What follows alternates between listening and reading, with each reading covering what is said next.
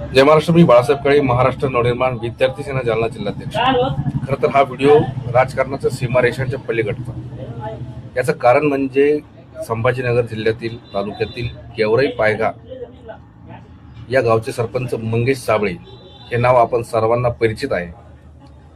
आत्ता काही दिवसापूर्वी त्यांनी जिल्हाधिकारी कार्यालय यांच्या समोर शिक्षकांना निवडणुकीचे कामं देऊ नये या संदर्भामध्ये आंदोलन केलं आणि त्यानंतर त्यांच्यावरती अनेक खोटे गुन्हे दाखल करून त्यांना ज्या प्रकारे हत्कड्या घालून मिरवण्यात आले, ही गोष्ट खरं तर मनाला पटणारी नाही. कारण सामाजिक क्षेत्रामध्ये जनसामान्यांच्या प्रश्नांवरती आवाज उठवणाऱ्या सामाजिक कार्यकर्त्यांना अशा प्रकारे हत्कड्या घालून मिरवणं म्हणजे ही इंग्रजशाही, म्हणजे इंग्रजाच्या काळामध्ये जो प्रकार होत होता तो आता या भारतीय जनता पक्षाच्या शासनकर्त्यांच्या राज्यामध्ये होतोय, असं मला ठाम या ठिकाणी म्हणायचं आहे. कारण मंगेश साबळे यांचा आत्तापर्यंतचा इतिहास असा आहे की त्यांनी सातत्याने जनतेच्या प्रश्नांवरती आवाज उचलला आहे आणि ते जनतेमध्ये त्यामुळे लोकप्रिय देखील आहेत. सर्वात महत्त्वाचा विषय म्हणजे मला या गोष्टीचं खऱ्या अर्थाने आश्चर्य वाटतं की त्यांनी काही दिवसापूर्वी जिल्हा परिषदेच्या निवडणुका दरम्यान श्री एकनाथ शिंदे यांच्या शिवसेना पक्षामध्ये प्रवेश केला होता आणि त्यांच्या तिकिटावरती त्यांनी जिल्हा परिषदेची निवडणूक लढवली होती आणि त्यामध्ये त्यांचा पराभव झाला होता. आता तो पराभव का झाला, कसा झाला, करण्यात आला, हा विषय संशोधनाचा असू शकतो.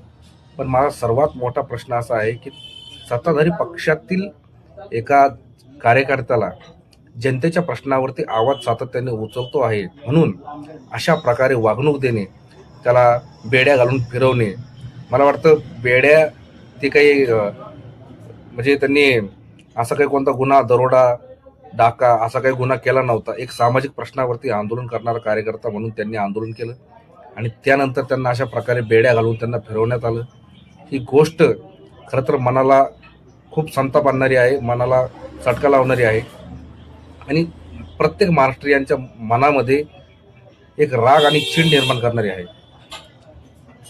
मला या व्हिडिओतून एवढंच म्हणायचं आहे की आत्तापर्यंत त्यांच्या पक्षातील म्हणजे शिवसेना शिंदे गटातील कोणत्याही जबाबदार पदाधिकाऱ्यांनी, एखाद्या मंत्र्यांनी किंवा एखाद्या आमदाराने किंवा जिल्हा प्रमुखाने त्यांच्या समर्थनार्थ आत्तापर्यंत आवाज का उचलला नाही, याचं कारण काय?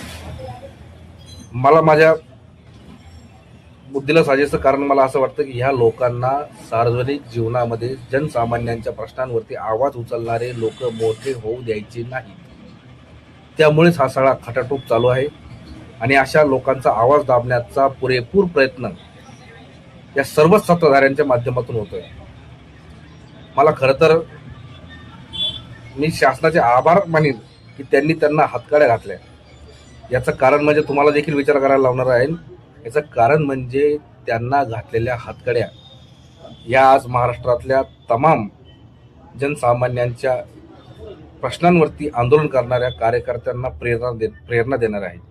कारण यातून मोठा आगडोंब या सर्वच सामाजिक कार्यकर्त्यांमध्ये उसळेल अशी आशा मला आहे आणि विश्वास देखील आहे. मला शासनकर्त्यांना एवढं सांगायचं, तुम्ही त्यांच्या हातामध्ये ज्या हातकड्या घातल्या आहेत सामाजिक क्षेत्रामध्ये सातत्याने आंदोलन करणाऱ्या कार्यकर्त्यांसाठी त्या ज्या हातकड्या आहेत तो एक दागिना आहे आणि असे दागिने घालायला सामाजिक कार्यकर्ते हे कधीही तयार असतात. चळवळीतले कार्यकर्ते कधीही तयार असतात. त्यामुळे तुम्ही अशा गोष्टी करून जर तुम्हाला वाटत असेल की समाजातली चळवळ कुठेतरी संपुष्टात येईल तर हा तुमचा मनाचा भ्रम आहे. कारण हे जे दागिने म्हणजे हातकडी, हा जो दागिना तुम्ही त्यांच्या हातामध्ये घातला ना, लोक जर समोर आली तर तुमच्याकडे असलेले हे दागिने खऱ्या अर्थाने कमी पडतील लोकांच्या हातामध्ये घालायला. आणि खऱ्या अर्थाने आता सध्या देशात तर परिस्थिती आहेच, पण त्यापेक्षाही मोठी परिस्थिती ही महाराष्ट्रात आहे.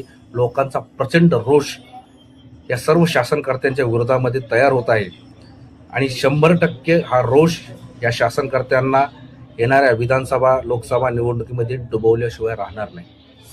कारण अतिशय क्रूरपणे हे सामाजिक चळवळीतील लोकांसोबत वागत आहेत आणि त्याचा परिणाम या सर्व राज्यकर्त्यांना 100% भोगावाच लागणार आहे. आणि मी या व्हिडिओच्या माध्यमातून श्री मंगेश साबळे सरपंच, गेवराई पायगा सामाजिक कार्यकर्ते यांना मी माझं पूर्णपणे समर्थन दर्शवतो आणि या अशा कृत्याचा मी 100% निषेध करतो. आणि या कृत्यामुळे मला असं वाटतं की सामाजिक क्षेत्रात काम करणाऱ्या, चळवळीच्या क्षेत्रामध्ये काम करणाऱ्या प्रत्येक कार्यकर्त्यांचं मनोबल हे 10 पटीनं वाढणार आहे आणि शासनाच्या विरोधामध्ये सामाजिक प्रश्नांवरती जनसामान्यांच्या न्याय हक्कासाठी आंदोलन करण्याची त्यांची प्रवृत्ती आणि त्यांचा जो आत्मविश्वास आहे तो 10 पटीने वाढणार आहे. आता मला शासनकर्त्यांना हेच म्हणायचं आहे की तुम्ही कोणाकोणाच्या हातात हातकड्या घालणार,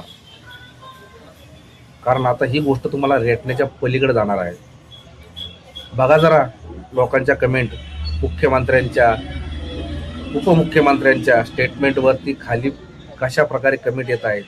शासनाने या राज्याचा पूर्णपणे बोजवारा उडवलेला आहे. प्रत्येक सर्वसामान्य नागरिकांच्या खिशाला या ठिकाणी अतिरिक्त झळ लावण्याचं काम होत आहे. प्रत्येक क्षेत्रामध्ये सर्वसामान्य माणसाला लुटण्याचं काम शासनाच्या माध्यमातून होत आहे. विजेच्या बाबतीत ज्या नागरिकाला त्याच्या घरच्या लाईट बिलामध्ये 500-600 रुपये लाईट बिल येत होतं, आज 1500-1600 रुपये, 2-2 हजारापर्यंत लाईट बिल येत आहे. लोकांच्या दारावरती आता टकटक वाजायला सुरुवात झाली आहे. सन्माननीय राजसाहेब ठाकरे म्हणतात ना, जेव्हा आपल्या दारावरती टकटक वाजेल तेव्हाच या गोष्टीचं गांभीर्य हे प्रत्येकाला समजेल. ती टकटक वाजायला आता सुरुवात झाली आहे. शासनकर्त्यांनो सावधान, तुमच्या शासनाचं विसर्जन येणाऱ्या निवडणुकीत लोक केल्याशिवाय राहणार नाही. जय हिंद, जय महाराष्ट्र.